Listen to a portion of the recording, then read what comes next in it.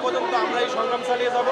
আর ভোলা সেতু হওয়ার একটাই উদ্দেশ্য যে আমাদের ভোলাতে স্বয়ংসম্পূর্ণ, যেটা আমাদের অর্থনৈতিক এবং গ্যাস, প্রাকৃতিক গ্যাস সকল কিছুই আমরা জাতি গ্রিডে কানেক্টেড হতে পারবো। আর আমাদের যে 6টা মৌলিক অধিকারের ভিতরে একটা হলো চিকিৎসা, সেক্ষেত্রে আমরা চিকিৎসা স্বয়ংসম্পূর্ণভাবে আমরা চিকিৎসা পরিপূর্ণভাবে সহায় পাবো। এই জন্যই আমাদের এই দাবি।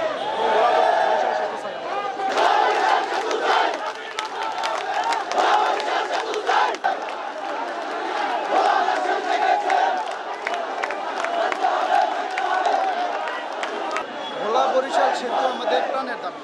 এটা ভোলার প্রত্যেকটা মানুষ, আবাল বৃদ্ধ বণিকা সবার দাবি।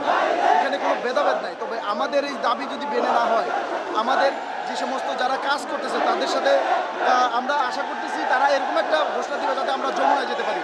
আমরা যমুনায় ডক্টর মোহাম্মদ ইউনূস আমাদেরকে যে আশ্বস্ত করেছিল, যেই সচিবের মাধ্যমে আমাদেরকে আশ্বস্ত করেছিল, সহকারী যে ডক্টর ইউনূসের যে বিশেষ সহকারীর মাধ্যমে আমাকে আশ্বস্ত করেছিল, সেই আশ্বস্ত থেকে ফিরে আসছে এটা আমরা বিশ্বাসই করতে পারি না।